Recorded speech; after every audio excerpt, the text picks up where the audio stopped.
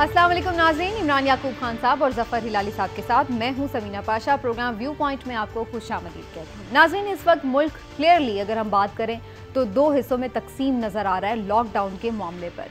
दो मुनक़सिम राय हैं। एक जानिब हम देख रहे हैं कि बकौल इमरान खान मुल्क के अशराफिया हैं, उनके साथ डॉक्टर्स भी खड़े हैं और उनके साथ साथ किसी हद तक हमें ऐसे लोग भी मीडिया के नज़र आ रहे हैं जो ये कह रहे हैं कि लॉकडाउन को कंटिन्यू रखना चाहिए। इसमें आलमी इदारे भी उनको सपोर्ट कर रहे हैं। उन आलमी इदारों का भी ख्याल है कि शायद लॉकडाउन को कंटिन्यू रखना चाहिए और मुख्तलिफ रिपोर्ट्स के ज़रिए भी ये तंबीह की जा रही है कि लॉकडाउन जारी रखा जाए। जबकि दूसरा हिस्सा वो है जो लॉकडाउन खोलने का हामी है। इसकी अगर हम बात करें तो इसमें गरीब दिहाड़ीदार मजदूर के साथ साथ अब बड़े ताजिर भी शामिल हो चुके हैं। इसके साथ साथ अगर हम ये कहें कि खुद प्राइम मिनिस्टर इमरान खान साहब भी शायद किसी हद तक इसी तबके के साथ खड़े नज़र आ रहे हैं तो गलत ना होगा। यूं दिखाई दे रहा है कि हुकूमत ने पहले लॉकडाउन करने का फैसला भी अंडर प्रेशर किया और अब ऐसा लग रहा है कि शायद लॉकडाउन खोलने का फैसला भी अंडर प्रेशर किया जा रहा है। क्योंकि जब लॉकडाउन किया गया था तब भी हाफ हार्टेडली यानी नीम रजामंदी के साथ किया गया और अब अगर लॉकडाउन खोला जा रहा है तो अभी भी एक जानिब से प्रेशर है कि लॉकडाउन खोला जाए और दूसरी जानिब से प्रेशर है कि लॉकडाउन ना खोला जाए। दोनों ही सूरतों में हमें ये नज़र आया कि ना तो मुकम्मल तौर पर लॉकडाउन बहुत सख्त किस्म का हुआ और ना ही अब लॉकडाउन मुकम्मल तौर पर खुला हुआ नज़र आएगा, बल्कि मरहलावार लॉकडाउन नज़र आएगा। इस सारी सूरत हाल से फ़ायदा ज़्यादा हुआ या नुकसान हुआ, और क्या वफाक की ये पॉलिसी सही साबित हुई कि ना तो कोरोना बहुत ज़्यादा फैल के मोहलिक साबित हो गया और ना ही ऐसा हुआ कि भूख और अफलास से लोग मरने लगे, या फिर दूसरी सूरत ये कि हम बिल्कुल कोरोना का तदारुक मुकम्मल तौर पर खात्मा जड़ से खात्मा कर सकते थे अगर सख्त किस्म का कर्फ्यू टाइप लॉकडाउन हो जाता। दोनों ही राय अपनी अपनी जगह अहम है और दोनों के पास ही अपनी अपनी दलीलें भी मौजूद हैं। तो आज हम खास तौर पर इस बात का सबसे पहले हिस्से में जायजा लेंगे कि आखिर प्राइम मिनिस्टर इमरान खान साहब के फैसले कहां कहां सही साबित हो रहे हैं और लॉकडाउन में नरमी का फैसला मईशत के लिए, बहाली के लिए तो शायद अच्छा साबित हो जाए, लेकिन फिर कोरोना का क्या होगा? क्या हम ये कह सकते हैं कि मुल्क को कोरोना के रहमो करम पर छोड़ा जा रहा है, या फिर यही दानिशमंदी है कि जो लोग काम पर जाना चाहते हैं उन्हें मौका मिल सके ताकि भूख और अफलास ज़्यादा ना बढ़े? आगे बढ़ेंगे तो फिर ये भी बात करेंगे कि सिंध गवर्नमेंट और वफाक गवर्नमेंट में आखिर इस मामले के इख्तिलाफात कब ख़त्म होंगे, और थोड़ा सा आगे बढ़ेंगे तो बात करेंगे मुल्की सियासत की भी, जहाँ पर चौधरी बरादरान से हमने देखा कि एक दफ़ा फिर शिकवे शिकायत नज़र आए हुकूमत के और हुकूमत से उनके, और बीच में इसमें आलाकार बना नैब। ये सब क्यों कर हुआ और अब क्या हुकूमत को कोई ख़तरा है या ये इत्तिहाद बिल्कुल इसी तरह जारी और सारी रहेगा? इस हवाले से आपको बड़ी खबर भी देंगे, तो आपको रहना होगा हमारे साथ। मैं आप सबको खुशामदीद कहती हूँ और हिलाली साहब से मैं आगाज़ करते हुए, हिलाली साहब, जैसे कि हम देख रहे हैं कि लॉकडाउन में मरहलावार नरमी की जा रही है या खोला जा रहा है, इसको जिस भी तरह का आप इसको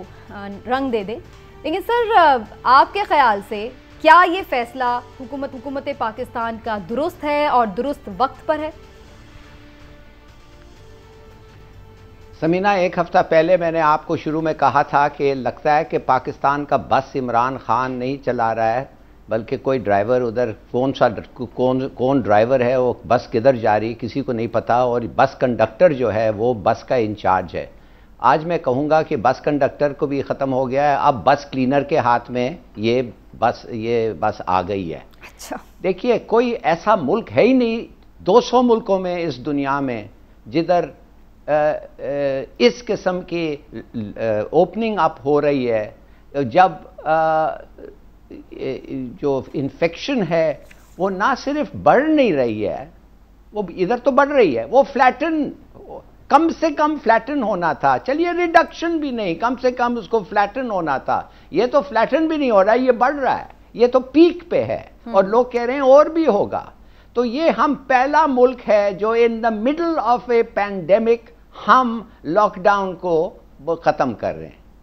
अब देखिए, जब मैंने एक मिनिस्टर को सुना कि ये कुछ नहीं है, ये वायरस जो है ये एक ट्रैफिक एक्सीडेंट्स के तरह हैं, माने ऐसा लग रहा था कि ट्रैफिक एक्सीडेंट्स भी इन्फेक्शियस हैं। ऐसा लग रहा था कि ट्रैफिक एक्सीडेंट्स नेशनल मेडिकल पूरा सिस्टम को तबाह कर देगा, वो नेशनल हमारा मेडिकल सिस्टम, हेल्थ सिस्टम जो है उसको तबाह कर देगा। और माने कि ये लोग इक्वेट कर रहे थे एक वायरस को एक ट्रैफिक एक्सीडेंट से, जैसे मजदूर जो है वो ट्रैफिक एक्सीडेंट्स के लिए जब होते हैं तो वो मैस वो आते ही नहीं है काम पे। इस किस्म की उनकी लॉजिक थी। तो मैं सोच रहा था कि इनसे आप क्या एक्सपेक्ट कर रहे थे। आप मुझे एक चीज बताएं, पेन टेस्टिंग कम हो गया है। अब मुझे नहीं पता क्यों हो गया है। कुछ कहते हैं जानबूझ के कि इसलिए कि बहुत इन्फेक्शंस हो गए, मगर कुछ लोग कहते हैं कम हो गया। मुझे नहीं पता, गवर्नमेंट को बताना चाहिए कि वाकई कम हो गया है कि नहीं कम हो गया है। और ऐसे वक्त पे जब हमारे पास पैसे हैं, जब हमारे पास खाना है, जब हम एक 6 हफ्ते के लिए ठीक ठाक लॉकडाउन कर सकते हैं, ट्रांसमिशन चेन को तोड़ सकते हैं और सब्सटेंशियली ये थ्रेट को है रिड्यूस कर सकते हैं। और एक और चीज आखिर में ये कह दूंगा, हमारी इकोनॉमी जो है, आप हैरान होंगे सुन के कि मेरे ख्याल में इस वक्त उस वक्त से बेहतर है कि ये वायरस से पहले, इस वायरस से पहले कोई फाइनेंशियल इंस्टीट्यूशन लग नहीं रहा था कि हमें मदद करने के लिए तैयार था।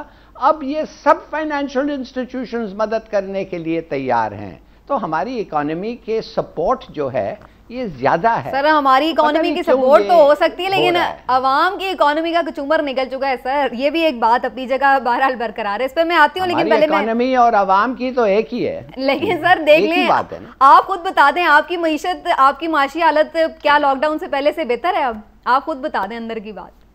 मैं तो समझता हूं कि जितने फाइनेंशियल इंस्टीट्यूशंस खड़े होके ज्यादा बल्कि हमें लोन्स मिल रहे हैं। हमें IMF, world bank, ADP, Paris club, interest rates जो कम हुए, आप मुझे बताएं ये किधर पहले मिल रहे थे? मैं तो मुल्क की इकोनॉमी की बात नहीं कर रही सर, मैं तो आपकी बात कर रही हूँ कि क्या ऐसा नहीं हुआ है कि आम तबका मुतासिर हुआ है? क्या लोग बेरोजगार नहीं हुए? क्या लोगों की सैलरीज पे कट्स नहीं लग रहे? क्या लोगों की सैलरीज लेट नहीं हो रही? क्या लोगों की बहुत हद तक बेरोजगारी नहीं हो रही? तो आम बंदा तो फिर उसका तो बुरा हाल हो गया हो रहा है।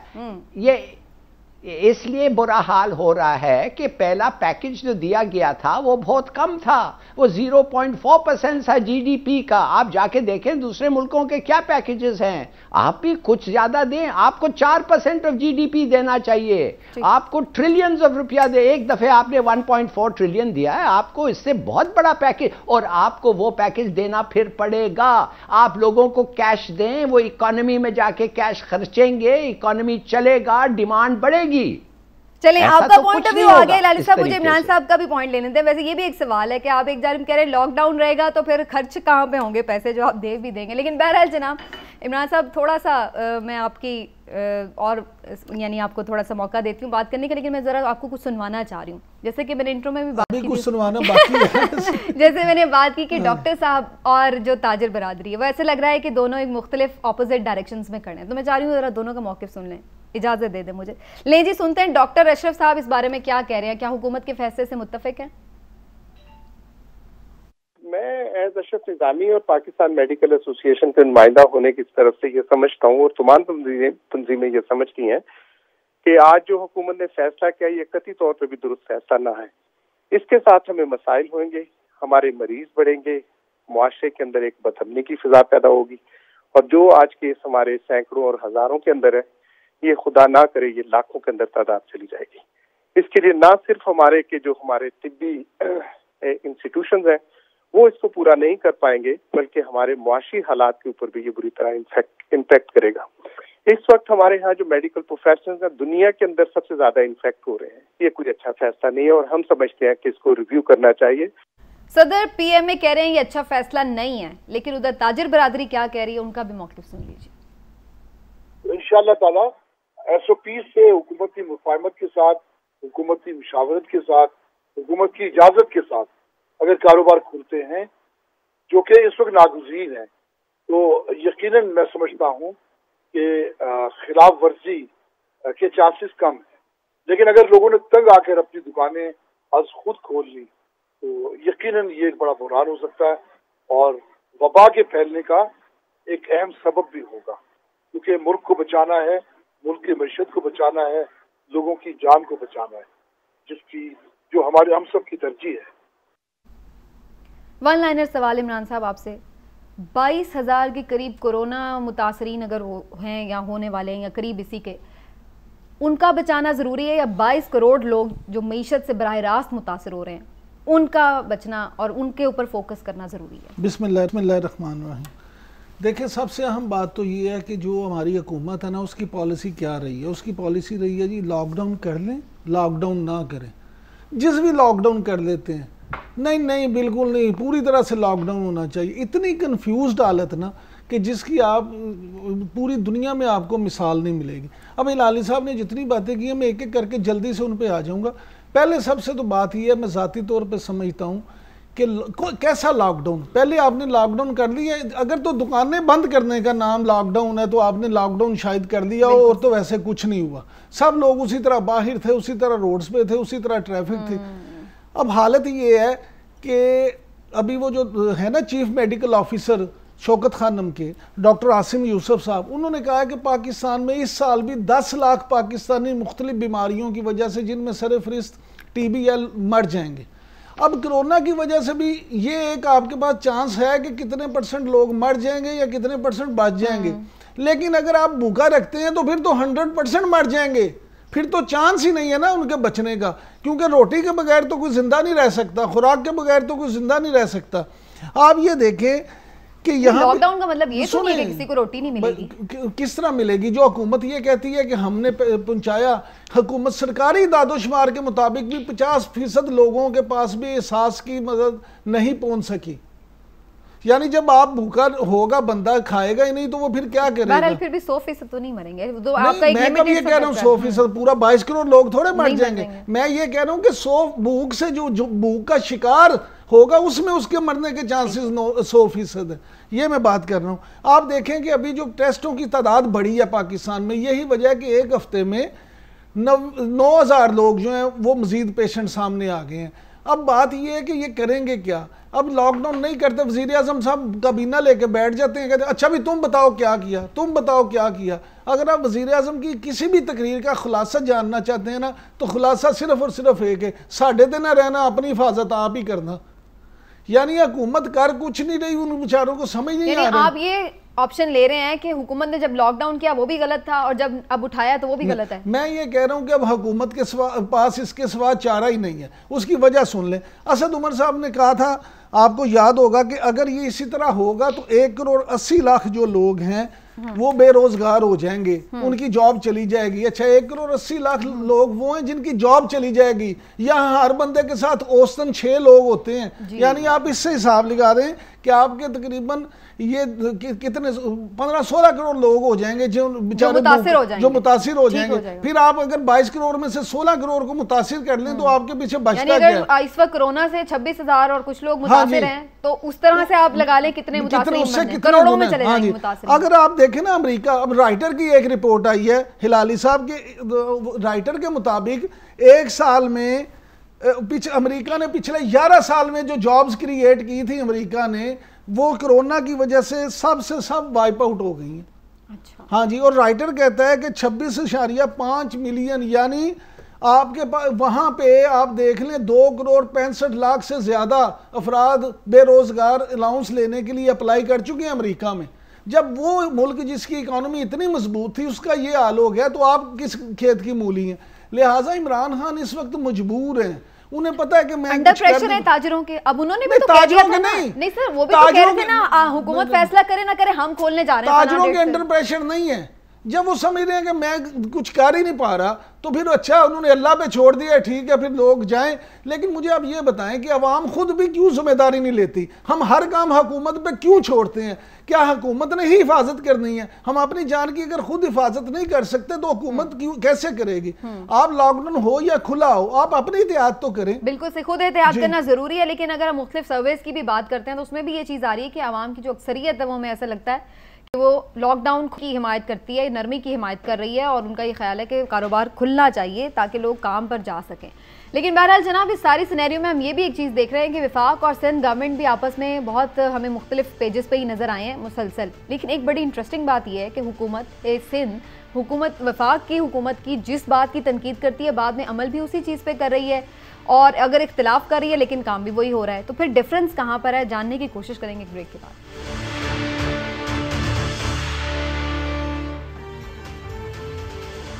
वेलकम बैक जी। कोरोना के हंगाम हमने देखा कि सिंध हुकूमत और वफाकी हुकूमत भी एक दूसरे के आमने सामने कई बार नजर आए। सिंध हुकूमत हमेशा नाला दिखाई दी वफाकी हुकूमत के मुख्तलिफ फैसलों से, लेकिन ये भी क्या अचंबा है कि अगरचे वो खुद मुख्तार थी कि अपने सूबे में जो मर्जी फैसला करे, इसके बावजूद भी वो वफाकी हुकूमत जैसे ही तकरीबन फैसले हमें लेती नजर आई। कोई ज़्यादा हमें डिफरेंस नहीं नज़र आया कि सिंध हुकूमत में कुछ अलग हो रहा हो और वफाकी हुकूमत या बाकी पूरे मुल्क में कुछ बहुत अलग हो रहा हो। क्यों हिलाली साहब, आपको क्या लगा कि सिंध हुकूमत ने कुछ बड़ा अलग कर लिया हो बाकी हुकूमत से, लेकिन तनकीद कर रही है कि जी ये सही नहीं है, ये सही नहीं है, ये सही नहीं है, लेकिन खुद भी सब वही काम किए जो आज SOPs उन्होंने दिए हैं, जो बातें कही हैं, जो क्या खुला होगा, क्या बंद होगा, कितना खुला होगा, कितना बंद होगा, तकरीबन वो सारी वही बातें हैं जो फेडरेशन भी कह रही है, बाकी सूबे भी कह रहे हैं। तो डिफरेंस कहाँ है? देखिए, बात सीधी सादी ये है कि आप क्या एक्सपेक्ट करते हैं। ऐसे मौके पे आप चाहते हैं कि सिंध हुकूमत जाके वफाक से लड़ लें और कहें कि सब तुम जो कर रहे हो गलत है और हम कुछ और कर रहे हैं। ये वक्त नहीं है इस तरीके से लड़ने का। अफसोस से कहना पड़ता है, ये जो भूख आप लोग कहते हैं, कौन मरा है भाई भूख से? कितने रिपोर्ट्स आए हैं लोग भूख से मरे हैं? एक वाकये दे मुझे कि भूख से लोग मर रहे हैं। मैं आपको कहता हूं 3 फैमिलीज पूरे फैसलाबाद को खाना खिला सकती है। क्या बात कर रहे हैं आप लोग? भूख से मरते हैं? भूख से बिल्कुल नहीं मर रहे हैं। इधर उनको आप इनको ये एहसास प्रोग्राम ऐसे सब और दें, ये कभी नहीं मरेंगे भूख से, नंबर 1। दूसरी बात ये है, ये एक हाई रिस्क पॉलिसी आपने अडॉप्ट किया है। किसके लिए किया है भाई? कि कंस्ट्रक्शन इंडस्ट्री के लिए आपने किया है। हर हफ्ता आपके इन्फेक्टेड डबल हो रहे हैं, हर हफ्ता डबल हो रहे हैं। ये किसके लिए आपने ये इकोनॉमी खोला है और क्या डिमांड आप क्रिएट करेंगे? 32 इंडस्ट्रीज आपने खोल दिया है कंस्ट्रक्शन में। मुझे बताएं, घर कौन खरीदेगा और कौन खरीद रहा है, बेच रहा है? क्या प्लान आप देख रहे हैं? माय गॉड, ये बात सुनिए। और मैं सिर्फ और सिर्फ ये कह रहा हूं 2 महीने के लिए, 2 महीने के लिए आप ठीक से लॉकडाउन करें। हमारे पास एग्जाम्पल है, इटली का भी कुछ हद तक है, मगर चाइना का परफेक्ट एग्जाम्पल है। खाना दें उनको, depots, first responders, ambulances, rations cards, मारे इतने तरीके। आपने क्या देख रहा है? आपने 32 इंडस्ट्री खोल ली है, कंस्ट्रक्शन को खोल लिया है। टेक्सटाइल वाले कह रहे हैं हाँ हमें एक्सपोर्ट जो आ रहे हैं बाहर से ऑर्डर हम वैसे ही उनको खोल के दे देंगे, तो हर चीज खुल गया है। आप मस्जिदों पे आप पाबंदी ना लगा सके, आप अपने लोगों के देख लिया उनका रवैया क्या है, कोई मास्क नहीं है, कोई डिस्टेंसिंग नहीं है, और आप समझते हैं कुछ नहीं होगा। तो आपको लगता है कि बिल्कुल ये तबाही का फैसला है? ठीक है, ये तबाही का फैसला आपको दिखाई दे रहा है कि ये बिल्कुल रहमो करम पे कोरोना के छोड़ देंगे। इमरान साहब, आप 2 बातों पे आपने रिस्पॉन्ड करना है, हिलाली साहब की बात पे भी और जो मेरा भी सवाल था। हिलाली साहब कह रहे हैं ये वक्त नहीं है कि सिंध हुकूमत जो है वो वफाकी हुकूमत से इस बात पर लड़े, तो क्या इस तरह लड़ना ठीक है कि जी ये गलत कर रहे हैं, ये गलत कर रहे हैं? हिलाली साहब के सवाल में उनका जवाब भी है। जब आपको पता है कि हुकूमत इस काबिल भी नहीं है कि मस्जिदों में अमल करा सके, तो बाकी किस पे आप उम्मीद रखते हैं? दूसरा अमल कैसे करवाएंगे? दूसरी वजह यह है कि ये अमल जब नहीं करवा पा रहे और उन्हें पता हम नहीं करवा सकते, तो फिर उन्होंने कहा ठीक है हम खोल देते हैं। इसलिए उन्होंने कहा, अब आप देखें ना, जो वर्ल्ड बैंक की रिपोर्ट है उसके मुताबिक आपकी जो GDP है उसमें 1.3% कमी होगी इस साल कोरोना की वजह से। अगर आप IMF की रिपोर्ट देखें तो वो कहते हैं 1.5% कमी होगी, और अगर आप इकोनॉमिस्ट इंटेलिजेंस यूनिट की रिपोर्ट देखें तो वो कहते हैं जी 1.6% कमी होगी, यानी 1.6% कमी हो जाएगी आपकी GDP की। अब आप ये देखें, तमाम जो इंटरनेशनल इदारे हैं वो आपसे ये कह रहे हैं, आपकी रेमिटेंस जो आपका सबसे बड़ा सोर्स है उसकी जो आप देख लें उसमें कितनी कमी हो गई है। फॉरेन एक्सचेंज में 23% कमी हो गई है। ये सारी चीजें अब वजीर आजम खुद कह चुके हैं कि इंटरनेशनली उन्हें कहा तो बड़ा है लेकिन पैसा एक नहीं मिला। अब आ जाते हैं, जब पैसे ही कोई नहीं मिला तो बांटे कहां से? अब आ जाते हैं सिंध और वफाक पे। मैं जाती तौर पर समझता हूं कि सिंध हुकूमत जो है वो खुद ये चाहती है कि वफाक नाकाम हो। अच्छा, हाँ जी, उसकी वजह क्या है? इसलिए ये चाहती है, पाकिस्तान की सियासत ऐसी है, वो ये चाहते हैं कि अगर वफाक नाकाम होगा तो हमें फायदा है। उसकी वजह क्या है कि हुकूमत में पीपल्स पार्टी है ना, या तहरीक इंसाफ है, मुस्लिम लीग नून तो है ही नहीं गेम में। वो समझते हैं कि अगर वफाक नाकाम होगा तो हम कहेंगे देखा हम कामयाब हैं, हम जो कहते थे वो स्ट्रेटजी ठीक थी, हमने वफाक की बात मैं भी तो ये कह रही हूँ भाई, आप जो स्ट्रेटेजी चाहते हैं वो अपने सूबे में इंप्लीमेंट कर लें, क्या मसला है? फिर वो कहेंगे कि हमने तो इसलिए नहीं थी की कि अगर हम कर लेते तो हम पे ये इल्जाम आना था कि जी गद्दारी की है इन्होंने बगावत की है, इन्होंने वफाक की बात नहीं मानी। तो ये डबल गेम। अगर ये सक्सेसफुल हो जाते हैं वो करके, तो फिर तो कोई नहीं ये ना कहता कि गद्दारी की, सब कहते हैं कि देखो जी इन्होंने सही किया, आप लोगों ने गलत किया। जब ये सही कर रहे होते तो फिर इसके माने कि हमारे पास ऐसी एक हुकूमत है जो हजारों पाकिस्तानियों को चाहेगी कि वो मर जाएं, इसलिए कि उनका एक पॉलिटिकल पॉइंट प्रूव हो जाए कि उनका पॉलिसी सही था, और ये उनकी ख्वाहिश हो, ये उनकी दिल की ख्वाहिश हो। फॉर गॉड सेक, अगर आप ऐसा समझते हैं तो ये मुल्क तबाह हो जाएगा, ये तो रह नहीं सकता। अगर एक सेगमेंट ऑफ द पॉपुलेशन ये सोचता है कि दूसरे को बुरा नजर में दिखाने के लिए इन अ बैड वे, तो बेहतर है 20-30 हजार लोग मर जाएं। ये क्या बात कर रहे हैं आप खुदा के लिए? मैं नहीं समझता कोई Pakistani worth his salt is capable of thinking like that. ये पहले से आपको पता चल जाएगा कि things are not going well. Number 1 आप समझते हैं, मैं नहीं समझता। मैंने तो नहीं ये कहा कि वो ये चाहते हैं कि मर जाएं लोग, मैं तो ये कह नहीं रहा। नहीं, हिलाली साहब ने ये इंटरप्रेट किया ना कि आप कह रहे हैं कि वफाक नाकाम हो। मैं ये कह रहा हूं सर, मेरी बात समझे, मैं ये कह रहा हूं कि वफाक और सिंध की जो सियासत चल रही है, सिंध ये चाह रहा है कि जो पॉलिसीज वफाक की हैं, जब उसमें इस तरह से नुकसान होगा तो हम कहेंगे कि वो नाकाम हो गए। ये सियासत में आपस में एक वो मार्जिन ये रख रहे हैं अपना कि तनकीद कर सके इस बात पर कि जी देखिए हमने तो पहले आप मुझे एक सवाल का जवाब दे दें। जी सर, आप मुझे एक सवाल का जवाब दें। इस मुल्क में आपको पता है 70 साल में कितने दफे मार्शल लॉ लगा है, कितने दफे कर्फ्यूज लगे हैं, और आपने खुद देखा है कि मार्शल लॉ लगता है, कर्फ्यूज लगातार लगे रहते हैं, कोई बाहर नहीं निकलता। ये कैसे हो सकता है कि ये एक फैसला गवर्नमेंट का ये इंप्लीमेंट इसलिए नहीं कर सके? इसलिए मैं बता रहा हूं ये सब चीजें हैं, ये they are not serious about it. अगर इस पे सीरियस होते आप समझते हैं कि ठीक है हिलाल साहब आपका पॉइंट तो अच्छा है, लेकिन मैं ये बात कर रही हूँ कि जब इन्होंने लॉकडाउन अनाउंस किया, मैंने तो देखा कि हमारे गली मोहल्लों में जो शॉप्स थी वो नहीं खुली हुई थी राशन के अलावा, और जब राशन की शॉप्स भी जो टाइम था वो उसी तक खुली हुई थी कि 5 बजे तक। अभी भी आपको लग रहा है कि जो इन्होंने फजर से 5 बजे तक का टाइम रखा है उसके अकॉर्डिंगली सारे जो चीजें खोलने का कहा गया उस पे एसओपी पे अमल हो जाएगा? ये आपकी भूल है। लोग शटर बंद करके बाहर बैठे होते थे, कोई आता था शटर खोल के उसे सामान दे देते थे। मैं यही बात कह रहा हूं कि कानून की बालादस्ती होगी तो किसी भी चीज पे अमल होगा। हिलाली साहब जो बात कह रहे हैं ना, आप सिर्फ अपने, जब तक आप कानून की बालादस्ती किसी माशरे में नहीं करेंगे उस वक्त तक आप कुछ इंप्लीमेंट नहीं कर सकते।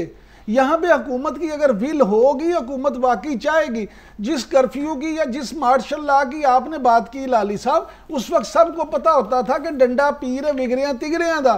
ये कौम डंडे से अगर मानेगी, आप डंडा चलाएंगे तो मानेगी। अगर आप इसी तरह करेंगे कि कराची में मुझे किसी ने फ़ोन किया कल, उन्होंने कहा जी पुलिस पिकेट लगा के बैठी है, अगर कोई मोटरसाइकिल वाला जाता है वो शनाख्ती कार्ड देखते हैं उस इलाके का तो जाने देते हैं, अगर उस इलाके का नहीं मोटरसाइकिल वाले से 300 और गाड़ी वाले से 500 लेते हैं। ये इल्ज़ाम उन्होंने लगाया। मैं नहीं कह रहा ऐसा हो रहा, लेकिन मुझे कराची से फ़ोन करके एक जर्नलिस्ट ने कहा, मुझे आप ये बताएं कि जिस माशरे में इस तरह के काम हो रहे हों वहां आप ये उम्मीद रखें कि ये कानून पे अमल हो जाएगा? मैं तो नहीं समझता। हिलाली साहब फिर बात तो वहीं आ जाती, जब लॉकडाउन था तो उस वक्त भी कौन सा लॉकडाउन था अमली तौर पर, उसकी सही स्पिरिट में तो वो नहीं था लॉकडाउन। तो फिर इससे बेहतर है कि कम से कम जो दूसरा नहीं था, इसलिए कि आप लोगों ने सब वाकई आपने कहा है कि गवर्नमेंट कंफ्यूज था, गवर्नमेंट चाहती नहीं थी, आधा चाहती थी आधा नहीं चाहती थी। आपने खुद ये पॉइंट रेज किया, वो बड़ा रेलेवेंट पॉइंट है। मैं आपको बताना चाहता हूं इकोनॉमी के बारे में इन्होंने बात की 1% 2%, नो, ये 5% में डेफिसिट होना चाहिए। मैं आपको एक और चीज बताता हूं मिसाल के तौर पर, अगर आप सिर्फ पैसे छापें,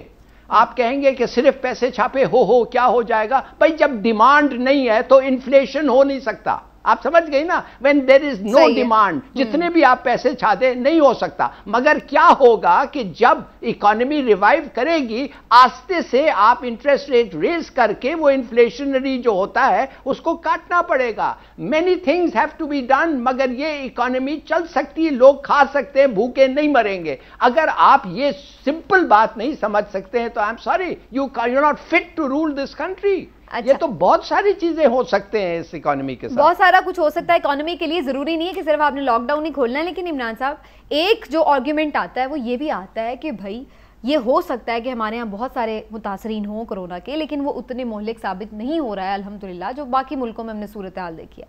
मेरा पॉइंट ये है, अभी मैं उस दिन जफ़र मिर्ज़ा साहब का एक इंटरव्यू देख रही थी एक जगह, एक चैनल पर, उन्होंने ये कहा कि जो हमने अरेंजमेंट्स किए थे मुतासरीन के लिए, उसके अभी तक हमारे 75% जो बेड्स हैं वो खाली हैं। 25% जो अरेंजमेंट्स हैं वो हमारे यूटिलाइज हुए हैं। तो मतलब उनका कहने का ये था कि हमने तो मैसिव तैयारी की हुई थी, लेकिन अल्लाह का शुक्र है कि उस लिहाज से इतनी जरूरत नहीं पड़ी है। अच्छा, तो अगर ऐसी सिचुएशन है तो फिर इतना घबराने की जरूरत क्या है? समीना, पहली बात तो एक आपकी गलतफहमी दूर कर दूं कि पाकिस्तान में जो इसकी शरह है ना 10% है, यानी आप जितने टेस्ट करते हैं 100 में से 10 लोगों का टेस्ट पॉजिटिव आ रहे हैं। इसलिए ये नहीं है कि ये शरह कम है। नहीं, मैं तो ये शरह की बात नहीं कर रही। मैं आप रहा हूं, मैं कह रही हूँ 100 में से 90 भी खुदा न खास्ता हों, लेकिन अगर वो ठीक है, हल्का फुल्का जुकाम है तो क्या है? लेकिन ये अल्लाह का शुक्र है कि उनकी हालत उतनी खराब नहीं है, उनकी कंडीशन वो नहीं है कि हर पेशेंट कोई वेंटिलेटर पे जा रहा है या उसको इतना सीरियस हो, ये बात ठीक है। लेकिन क्या हमारी हुकूमत इस इंतजार में है कि यहाँ भी वो सूरत हाल हो कि हर पेशेंट की हालत इतनी खराब हो जाए कि वेंटिलेटर की जरूरत हो?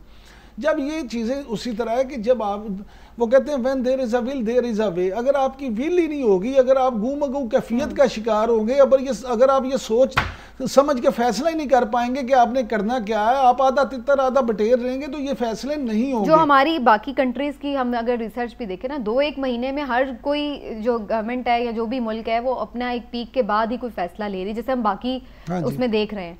वहां पर भी जो आलमी इदारे हैं उन्हें रेकमेंड नहीं कर रहे हैं अभी कि आप खोलें लॉकडाउन, लेकिन लोग खोल रहे हैं। मुझे लग रहा है कि ये ईद तक तो ये खुल जाएगा, ईद के बाद शायद दुकानें ये दोबारा बंद कर दें। लेकिन फिर क्या होगा, क्या अगर खुदा ना खास्ता, अगर अल्लाह ना करे अगर पेशेंट की तादाद बढ़ गई तो फिर अगर आप ईद के बाद बंद भी करते हैं तो फिर सूरत हाल ज्यादा खतरनाक हो जाएगी। इसलिए मैं फिर ये कहूंगा, मैं आपको सर आखिरी बात फिर ये कहूंगा कि खुदारा अवाम की भी ये जिम्मेदारी है कि जो एसओपीज बनाए हैं कम से कम उस पर अमल ही कर ले। हिलाली साहब लास्ट क्वेश्चन दे दें, फिर मैं जो है ना ब्रेक की तरफ जाऊंगी। आपको लग रहा है कि दोबारा हमें लॉकडाउन इंप्लीमेंट करना पड़ेगा आफ्टर ईद?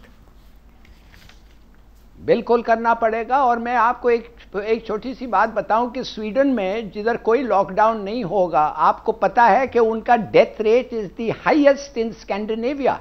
और जैसे मैंने आपको कहा, मैं 4 साल उस मुल्क पे रहा हूं, इतने डिसिप्लिन लोगों से ज्यादा कभी आप मिल ही नहीं सकेंगे, मगर उन्होंने लॉकडाउन नहीं किया, मगर उनका डेथ रेट हर स्कैंडिनेवियन कंट्री से सबसे ज्यादा है। भाई इट इज इनएविटेबल कि आपका डेथ रेट बढ़ेगा, इन्फेक्शन बढ़ेगी, और खुदा ना करे इस हद तक बने कि आपका सिस्टम्स कोलैप्स कर देगा। इसलिए मैं ये गवर्नमेंट को पूछना चाहता हूं कि मैं फिर आपको कह रहा हूं कि 2 महीने के लिए, 6 वीक्स 8 वीक्स के लिए आपको एक मौका था।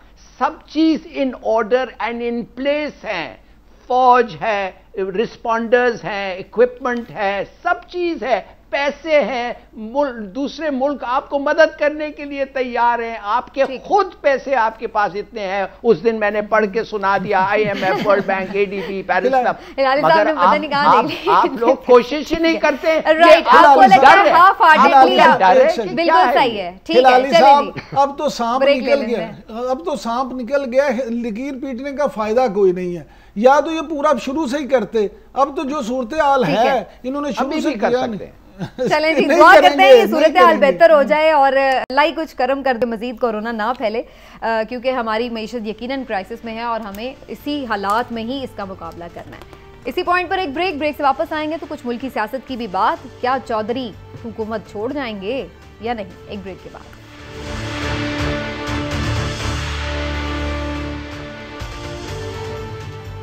वेलकम बैक नाजरीन। चौधरी बरादरान के खिलाफ अचानक से ये खबर सुनने में आई कि कोई 19 साल पुराना आमदन से ज़ायद सासाजात का केस है जिस पर कोई चेयरमैन नैब ने इंक्वायरी का हुक्म दे दिया। बाद में नैब की जानिब से एक एलामिया में इसकी तरदीद कर दी गई कि कोई नई इंक्वायरी का हुक्म नहीं दिया गया, लेकिन इस दौरान काफ़ी कुछ खुलकर सामने आ चुका था। हमने देखा कि जो चौधरी बरादरान पाकिस्तान मुस्लिम लीग काफ के मुख्तलिफ रहनुमा वो मुख्तलिफ फोरम्स पर हमें इस फैसले पर नाला नज़र आए, एहतजाज करते नज़र आए, नैब पे बोलते नज़र आए।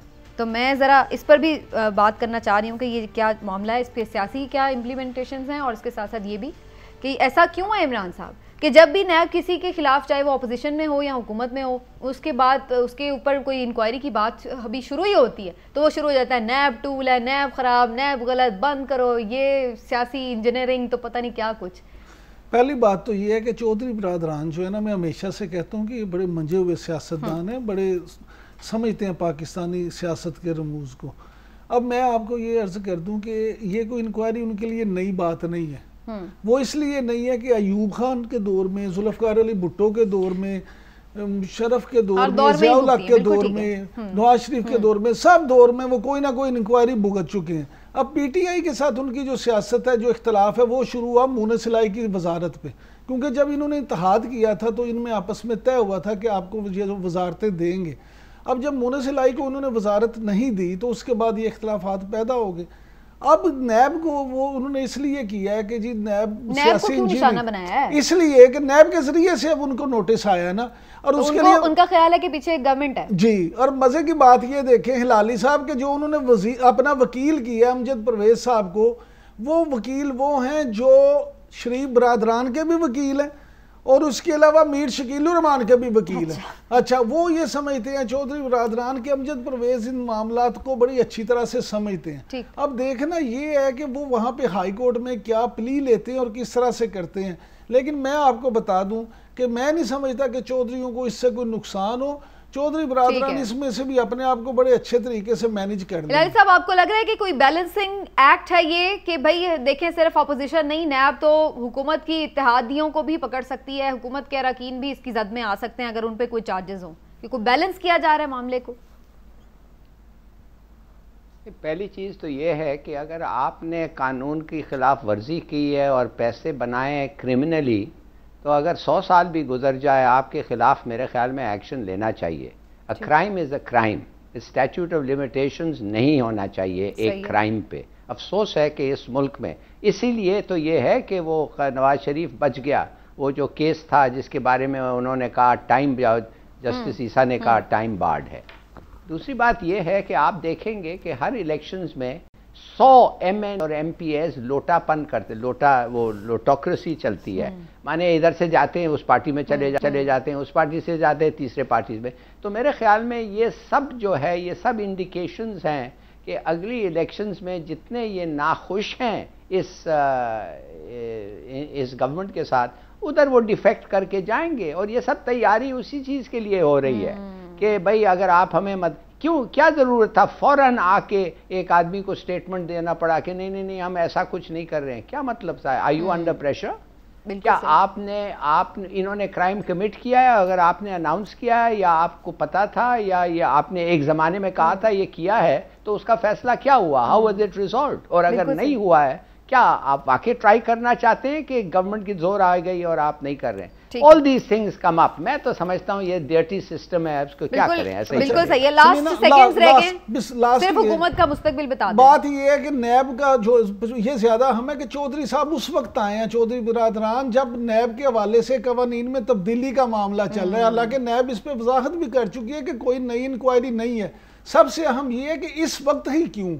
ठीक है, इसके तो पीछे आपको लग रहा है कि इसमें जो मामलात है वो सेटल हो जाएंगे फिर से गवर्नमेंट के साथ? बिल्कुल, चौधरी बरादरान जो है वो अपना मकसद पाने में कामयाब हो जाएंगे। ठीक है जी, वक्त खत्म हो गया नाज़रीन, इंशाल्लाह से फिर मुलाकात होगी। अपना ख्याल रखिए, इजाजत दीजिए, अल्लाह।